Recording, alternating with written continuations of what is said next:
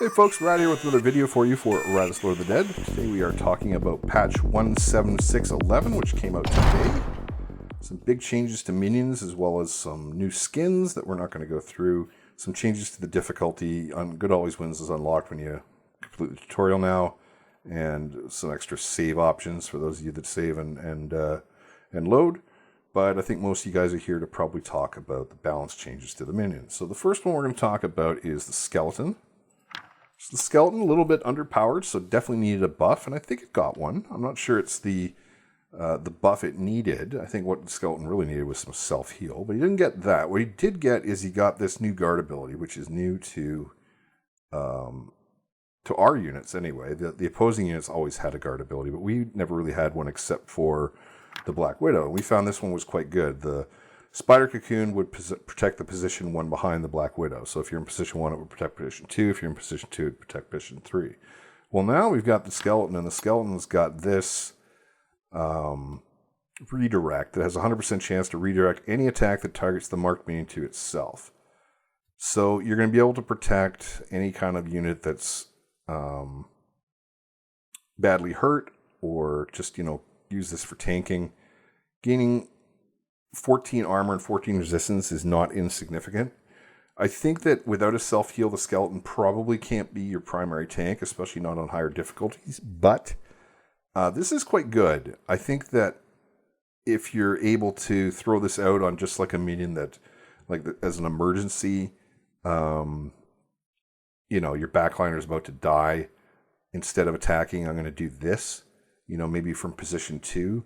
And then also from position 2, you've got access to your ability to buff the front tank. You got access to your ignore armor attack here. You've got access to your multi attack here. You don't have access to your bash, but maybe that's enough. It's interesting. It brings the position 2 skeleton a little bit back to something that might be playable. I think before now, I think position 3 was really the only position that you could play a skeleton in competitively. Or not so much competitively, because we're not talking about a multiplayer game, but you know what I mean. At higher difficulties, trying to win, that sort of thing. So we'll see. Bride of Iratus changed the Overwatch ability on her Careful Watch Overwatch. So this is her ability that did damage every time a minion moved. I'm not sure this was the upgrade that's needed. I think the big problem with this Overwatch is that the only ability that does physical or magic damage and shuffles the entire team is the Lich ultimate, the Bedlam, I think it is. And this isn't even the good one. This is the one that does 75-100. This one does 75-75 and then shuffles. Perfection takes time. I don't think the problem with the Bride was the fact that the multiplier on this was too low. And I think going from 55 to 60 isn't really all that fantastic anyway. So this may, be a little more useful, the extra 5%, if you're up against a team like Dwarves or something where you've got the dwarf team's moving around all the time and in and out. You may just want to go into your stance instead of firing off a normal attack. Maybe. I don't think this is going to spawn any kind of new build at all, just because there's not enough physical or magic attacks that move multiple units around the formation. Dark Knight, Feudal Hopes, Dashed Hopes, No Tomorrow. Those are his stances. You can now cast that from position 4. Quite cool. Where are you? There you are. So now this used to be position 1 or 2. Now you can do it from position 4. It brings up the possibility of a position 4 Dark Knight, or probably a position 3 Dark Knight, because you still want to use this Hollow Stare. I don't know how useful that is really, because, the Wraith is kind of your position 3 in every stress composition. So, you'd probably only ever use this in position 4. Position 4 can be a little weak, but that does kind of let you not use your Hollow Stare, which is, if you've ever played the Dark Knight and you've ever looked at our classic debuff stress build videos, you're in that stance for the first half, and then you switch to the Hollow Stare. So we'll see. It is a buff. I think it's a rather minor buff, but it does open up some possibilities. Banshee, upgrading Dread bonus, changed from 2 to 3. So this is the scaling on her Dread ability, which is nice. She probably had 2 low Dread scaling before. This is a +2. She can upgrade it 6 times, so that getting it +1 means she'll have an extra 6 Dread when she's fully kitted out. So that's nice. Infested, reworked feature. When it dies, all enemies lose sanity. Yeah, okay. The Mummy got some big changes here to its Hex Beam. So previously, the Mummy, I guess this is the D ability, We would use this when we needed to clear blocks and wards because it was an AoE attack, and we just kind of threw it out to waste it to clear wards. But now it's got a curse on it that lasts for up to 2 turns. So this is for 1 turn, this is for 2 turns. That's significant because, of course, the Mummy class trinket heals based off of the number of curses that are out there. So this is some more curses you can throw out. Previously, you'd just use your dire curse, your little finger here, which is great, but it only put 1 curse out there. So this will put 4 curses out there. So you probably want to cast this early in the fight, maybe 1 or 2 times, and get that nice regen on your Mummy. So we'll see if this unlocks the ability for the Mummy to tank in position 1 on Eternal Harvest. It might, because an extra 4 curses is pretty significant. So, maybe you'd see something like, Mummy, Wraith.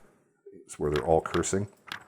Problem with that is, of course, when you're running Mummies and Wraiths, those are both units that don't do very good physical damage. So can be made you're going to have to change up your lineup quite a bit to deal with stress immune characters, but we're getting a little bit down the rabbit hole here. I do think it's a nice little buff.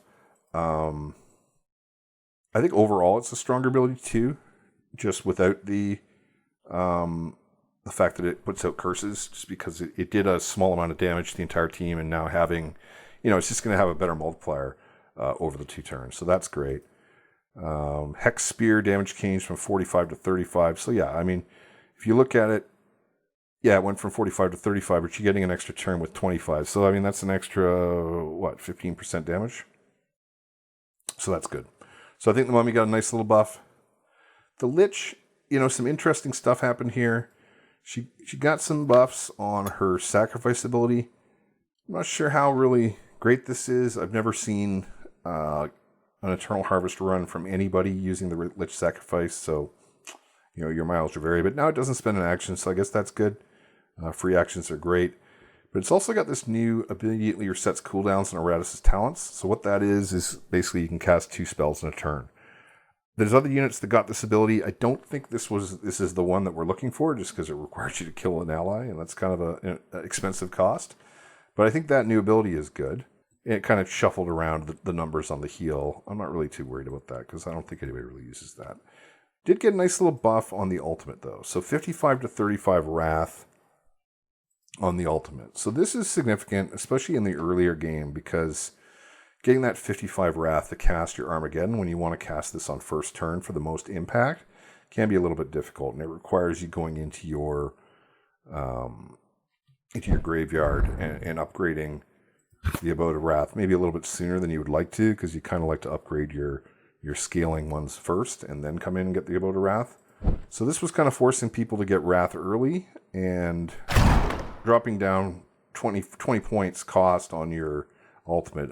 That's huge, right? So we'll see how this works with the Lich. I think the Lich was already very strong, and this makes her a little bit stronger. Reanimate, Dark Resurrection, the other ability that summons a skeleton. I don't get this at all. They're nerfing it, making it cast more Wrath. It's not something I can say I've done more than once or twice the entire time I've been playing Iratus, summoning a skeleton, and now they've made it worse. So, well, okay, guys. Cheap Bodies ultimately cost from 50-60 Wrath. So that's the other summon skeleton. So they nerfed this. They buffed the good one. They nerfed the bad one. Who understands game balancing? Headhunters. So sense them. All right. So that's the Headhunter ability that does stress damage. So this is interesting. Now it moves targets to random positions. So this brings up the possibility that you might run a Headhunter in a Lich build with the Shuffle Cloud, using the Cloud. So next up we got the Shade, and the Shade was definitely due for a nerf. We all knew it. I called for it a month ago. They finally gotten around to doing it. Reinforce the bows. It's going to be interesting to see how this plays out. I think I'm going to have to get a minion to level 18 and get in there and start using it. I think this is going to be fine. I don't think it's crippling the Shade. It does really interact unfavorably with the Finger of Death combo. I think the Finger of Death combo is done as we knew it. They didn't nerf the trinket, which is interesting. So the Shade's still going to get bonus vigor, vigor is health, vigor, mana, and wrath with the class trinket every time they use this Void Claws ability. So that was really the powerful part of it. but it wasn't the abusive part of it. So this is still going to be an incredibly powerful ability. You're going to have to increase your attack because now it scales with attack power. But I don't think they trashed it. I think they actually did a pretty good job here. I think they made this into, it's still an incredibly powerful attack. It's no longer going to two-shot any enemy in the game when you cast one other spell. So I think they did a good job there. That's the only change that the Shade got. So yeah, just remember you got to upgrade your attack power now. Vampire got some interesting buffs. Pretty much all buffs. We talked about this new resetting of cooldowns when we talked about the Lich. This is the vampire version, and you don't have to sacrifice a minion to get it. I'm showing this one here because if you're going to reset your casting cooldowns, you probably want to get mana out of the deal, right? I mean, that makes sense. So this will reset your casting cooldowns, give you 15 mana. Vampire loses 30 vigor, and you can cast another spell. So that's pretty good. It's a little utility ability. You can use it from any position except for the first, and your vampire is probably not going to be in the first position. So I think that's good. I think that's a nice little buff for the vampire. We also got some changes to the remove all blocks and wards or ignore all blocks and wards ability. So instead of 20 accuracy, they've gone up to 40. Or I think they went from 30 to 40, and this one they went from 20 to 40. Not sure about this. I think the problem on this was the movement from the back line to the front line and not the amount of accuracy or evasion that they were losing. But you know what? It's a buff, so we'll see how it goes. And yeah, I think the vampire is going to be a little more useful now. We'll see if it's useful enough to be played on Eternal Harvest. Next up, we got the Blood Phantasm, and they've completely reworked the W on Blood Phantasm. Where are you, Blood Phantasm? There you are. So the W ability used to have a flat 696 vigor for each successful attack, and now they've gone to a percentage base, so 45 on the base, 75 on one upgrade, 30% on the other upgrade. This one does more damage, this one does more healing. So this is going to be a cool little utility ability. I like the fact it doesn't move her around, so you can use this from position 2 pretty much any time. So I think that's a buff. I actually played with the Blood Phantasm, and it seems pretty insignificant at level 1, but that's probably because these numbers are lower than these numbers at low levels. But I think when you get to higher levels, I think being able to heal for 75% of your attack is going to be a lot better than gaining, 9, right? That makes sense. Because attacking twice, you're going to get 18, and I'm pretty sure you're probably going to do 75 of your attack damage. It's going to be more than 18 when you're at high level. And yeah, they've changed the damage numbers around. Rework Grand Transfusion. So this is another one of the guard abilities that we talked about on the skeleton. So this one's pretty cool. This one's weird because this is going to redirect any attacks from the ally to the Blood Phantasm. And then it's also got the ability that when the Blood Phantasm gets hit, he's going to restore vigor to all of the allies that aren't the Blood Phantasm. So that's weird. So basically you're tanking and you're healing everybody else except for the tank. So I don't know how useful this is, but this isn't an ability that I was ever using before, so I'm looking forward to playing with this. I think, like the skeleton, it's not going to be a primary tanking ability that you just spam. I think it's going to be something that just comes up. Like maybe you're on the back line, you got a Blood Phantasm and an Unfrozen, and the Unfrozen's got 2 hit points, and I think you just cast this on him, right? And then not only do you redirect the damage away from the minion that's going to die, you also heal that minion. So I think this is interesting. It's usable from position 3, so it's not something that you have to be in the front 2 positions for. So I think this is a buff. I think this is something that is going to come up, you're going to be able to use, and it's going to make some interesting plays. And Grand Transfusion is just a part of that. So they changed the numbers around. They nerfed the amount of vigor that you're gaining in exchange, but it's only from 50 to 40, so I think that's all right. Reworked Aura of Retribution, removed enemies can't attack this minion more often and changed the duration from 2 to 3. I actually like this. It used to be the choice of either doing 140% damage or 100% and you get attacked more, so I think you just always took this one. I think there's an argument for this one now, even though if you just you go 2 turns for 140 or 3 turns for 100, it sounds like, why wouldn't you go with this one all the time? But I think that if you're doing other things with your Blood Phantasm, I think being able to just throw this out for, 1 turn and then spend the other 2 turns, using one of your other attacking abilities, I think there's a value there. So I think that the Order of Retribution is going to be actually quite a bit better now that you only have to cast it once every 3 turns. So this might be a good ability. Try it out. Let me know what you think. Like I said, I was using the Blood Phantasm earlier, and this was actually quite good. Rework feature. Now the death restores... Okay, well, we don't care. If he dies, we screwed up. Lost Soul. Upgrading attack bonus changed from 3 to 4. Upgrading dread bonus changed from 3 to 4. So that's the multiplier. Same thing that we saw on the Banshee. So this is great. It's be an extra 6 attack or an extra 7 dread at max level. So that's pretty good. Benevolent Spirit, restoring vigor and damage dealing changed from 60-60 to 80-80. So this is the heal, right? Yeah. So they reworked the numbers on these a little bit. So this one stores 18 to 21 that does 80%. This one does 18 to 21 and then deals 40%. Wait, what's the difference here? Oh, because that's a straight upgrade. So this is going to be your big heal, and it's going to do 80% damage. This is going to be your little heal. Well, not little heal. It's about the same. It's a little bit smaller, and it only does 40% damage. I think you're going to take this pretty much every time, but that's good. A little bit more damage, but the amount of heal you're getting is a lot higher, so that's good. Rework Substitute World got feature immediate resets cooldowns, so I think isn't that the ultimate? There you are. All right, so you have a choice. You can either get this one, the ultimate, the very powerful ultimate on the Lost Soul, will either give you 3 mana for every buff and debuff consumed, or it's going to reset your cooldowns. You know, I can't imagine that you wouldn't want Consume Hopes in almost every situation, but who knows? This is a powerful ability, so we'll see how good it is. I think it's better on an ability that you can just throw it indiscriminately, like the stab on the vampire, but having an ultimate isn't completely unreasonable. Cost change from 35 to 50 Wrath. That's probably actually a fair change. This is a really powerful ability that you're not going to be casting every turn anyway, so I don't think that's going to hurt him too much. The Ghoul got some interesting changes. Just to bite devastation, damage to an ally changed. This probably isn't the one that you're looking at. Basically, the amount of damage that you did from attacking your allies got, what did they do to it? Reduced.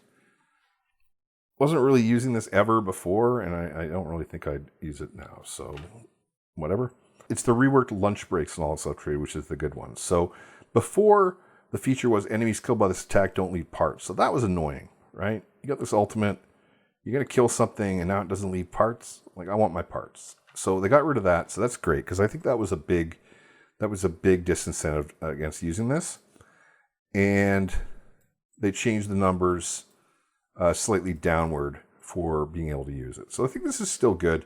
Instantly being able to kill an ability with less than 25% or 35% vigor is good. And then, of course, you can digest it to heal your ghoul back up to full health. So these are good, strong abilities. I think the change is good. I think the getting rid of the parts meant that you couldn't really use this that often. So I think that was great.